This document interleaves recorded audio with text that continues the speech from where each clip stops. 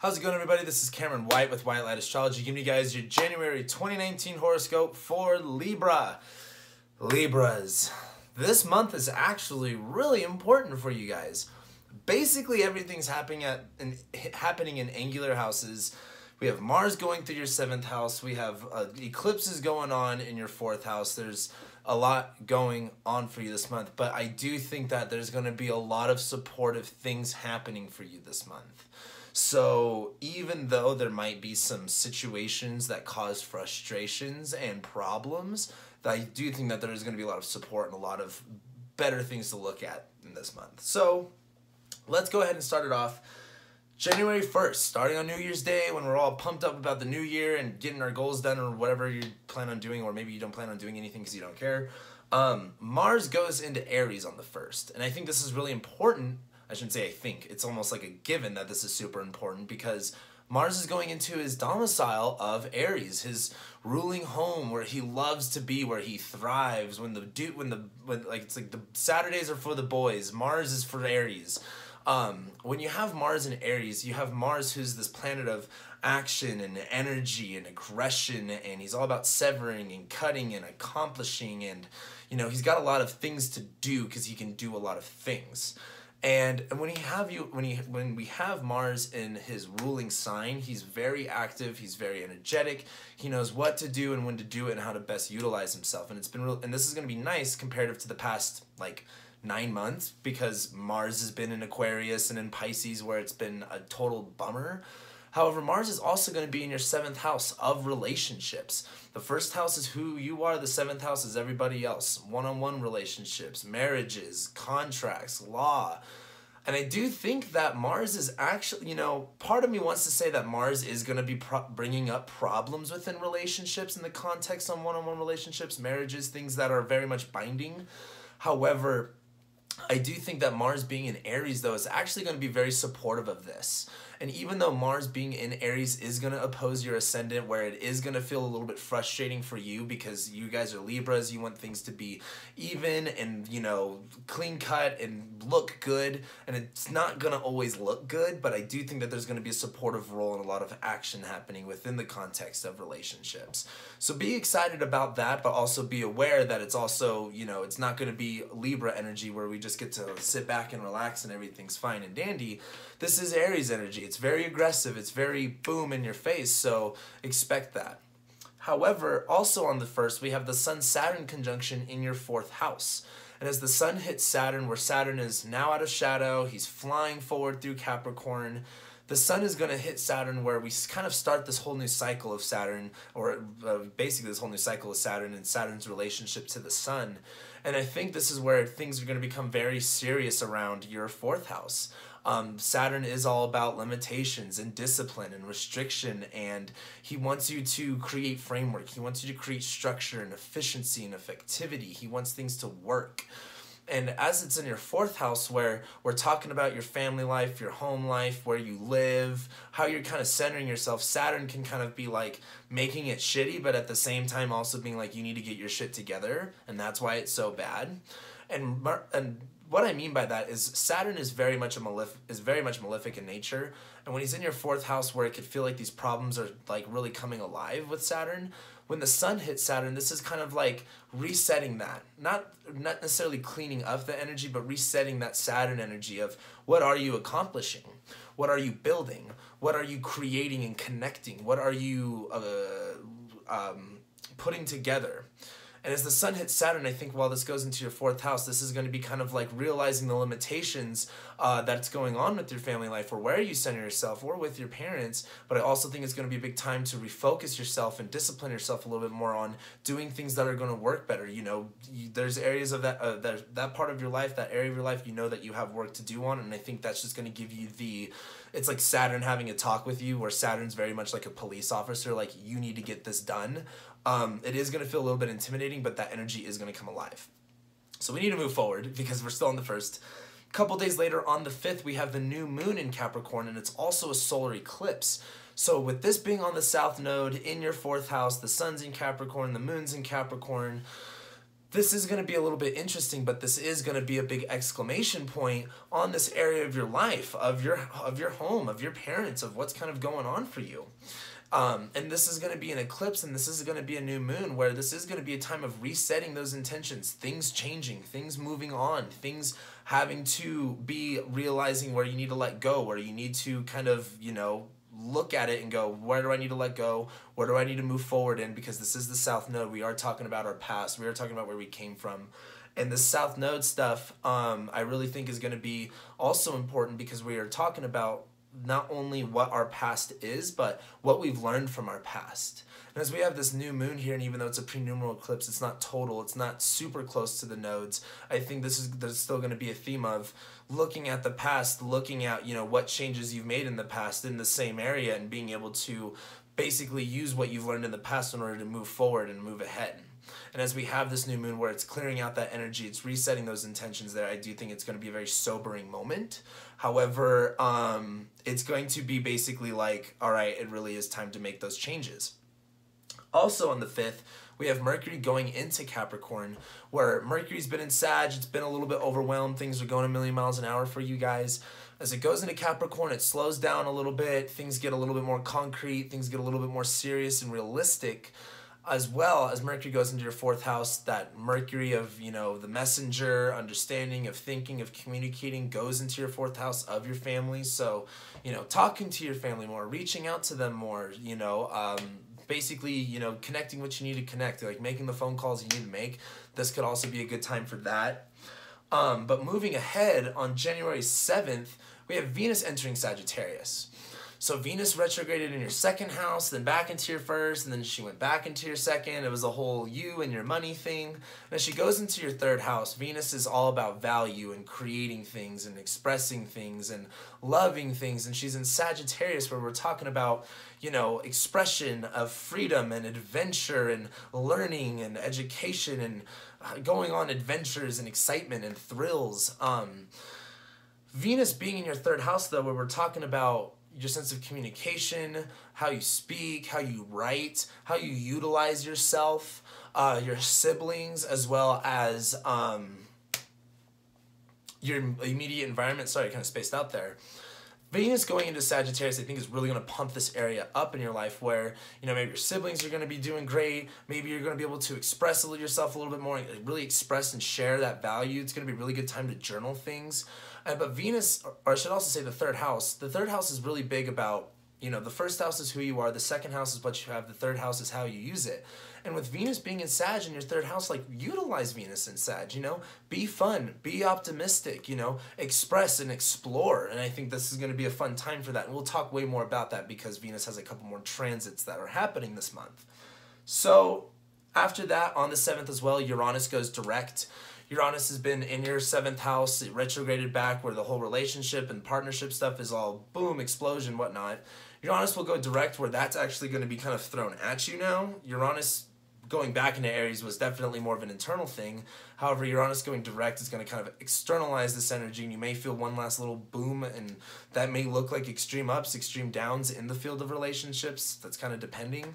However, that's also something to note. January 10th, we have the Sun-Pluto conjunction.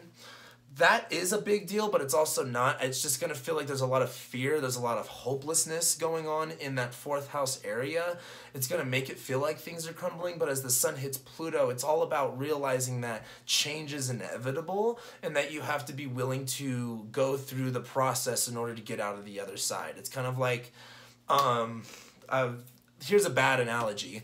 Like watching a movie with someone, it's kind of like, you just because you don't like the movie, you can't just be like, well, I'm just gonna get up and leave or not watch this movie. If the other person wants to watch it, they put on the movie, like, you're gonna sit there and watch it. Or if it's like your partner or something. Like I said, bad analogy.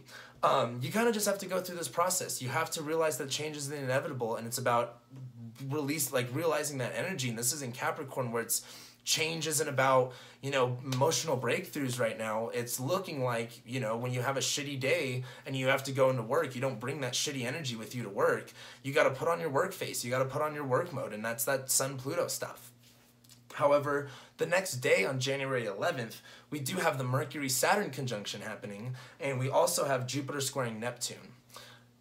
Mercury hitting Saturn in your fourth house is, Saturn's limitations, restrictions, discipline, again, framework. Like Saturn is a lot of structural things and very much like the father of the sky. And Mercury is going to be on top of Saturn, where Mercury is basically communicating Saturn's message.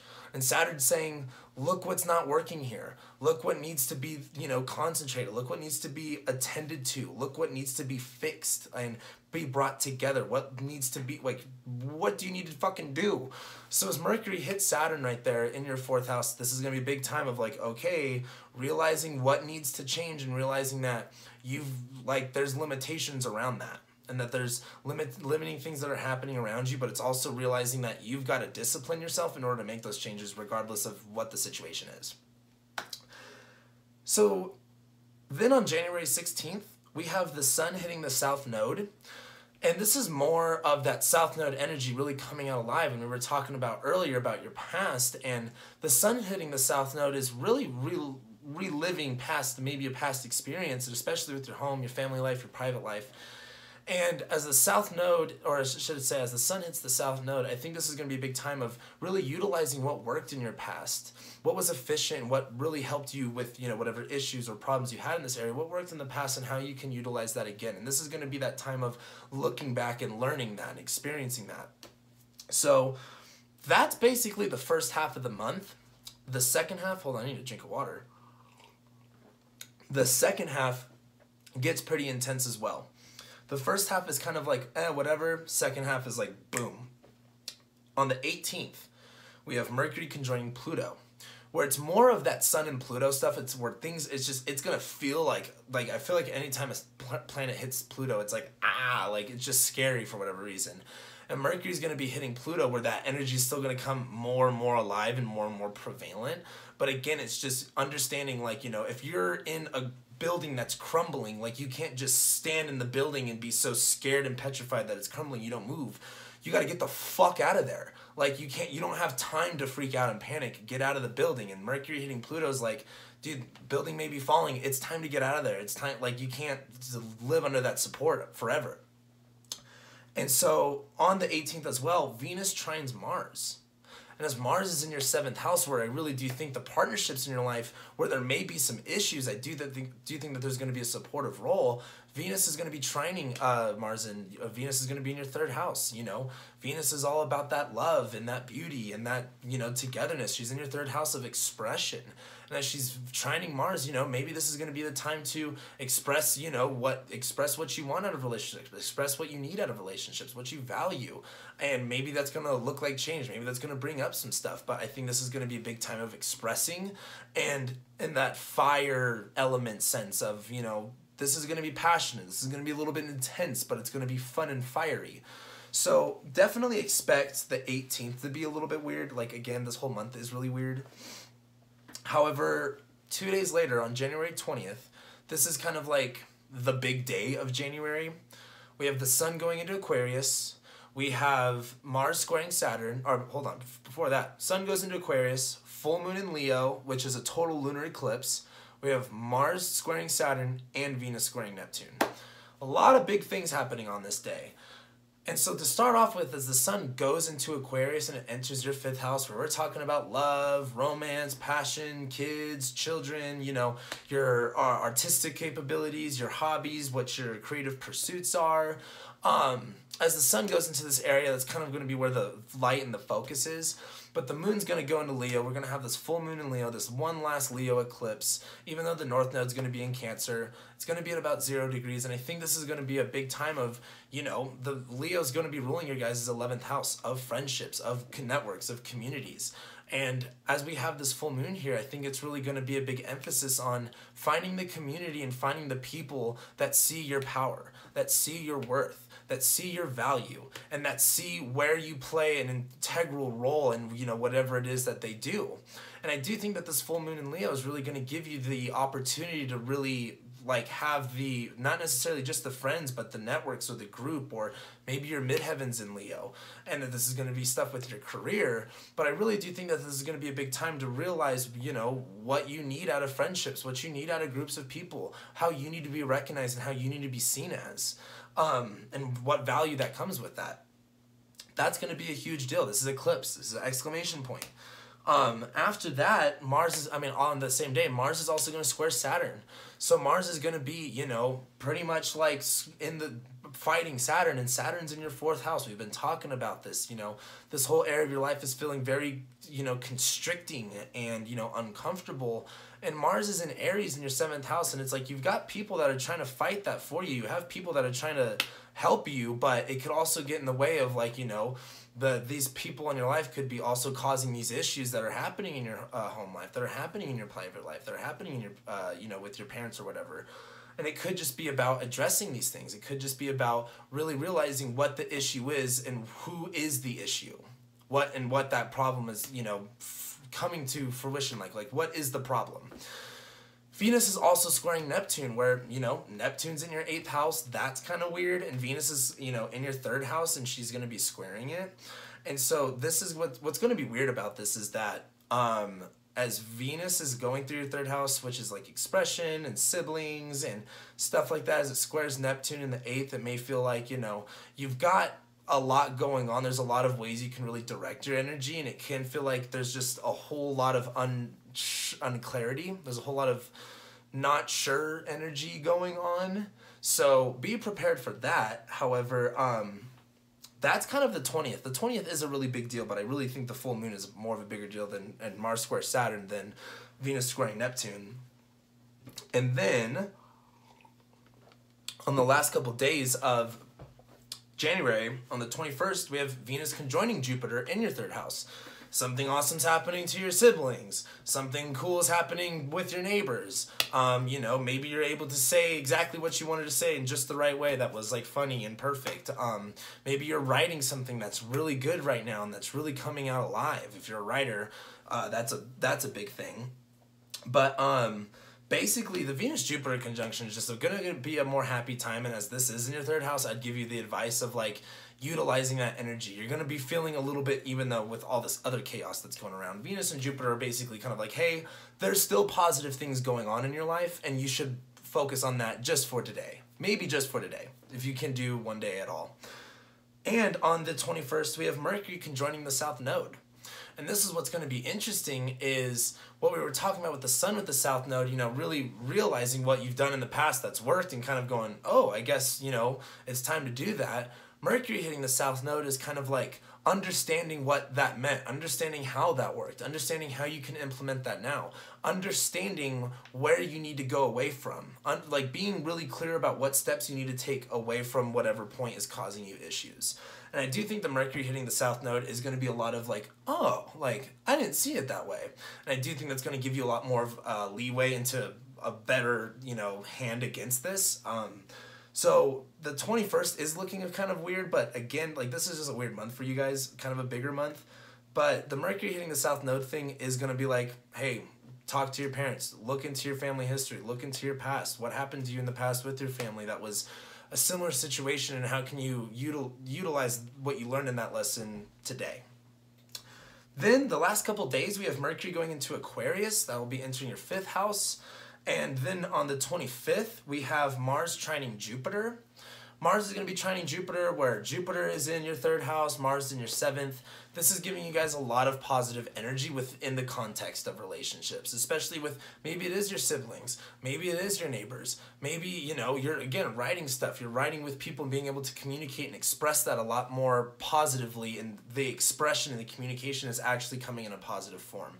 But it is also Mars in Aries. It's also Jupiter in Sag. This also could just be like, hey, so like you're spreading the message. It's making someone else feel good about themselves, and they're being able to do their own thing. And then on the last, not the last day, but the last thing on January is the Mercury Sun Cazimi, when Mercury goes conjoins the Sun at 8 degrees Aquarius.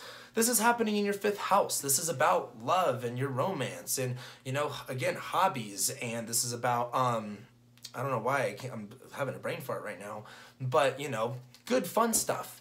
And I think as Mercury hits the sun right here, this is going to be kind of really bringing in those ideas of like, how can I integrate this more? How can I integrate what I want and what needs to be done into the same thing? And this is going to be a lot of influx of like ideas and a creative way of looking at things and moving ahead and being able to integrate, you know, your solutions and the big things that you need to face in your life while also being able to have fun and do the things that you still want to do. So like I said, this month is going to be a little bit harder, but just wait till the end of the month. All the ideas will finally come to you. So with that being said, that's what I got. So thank you guys so much for watching and liking and commenting and sharing and subscribing and everything else. And I'll be seeing you guys for next month's.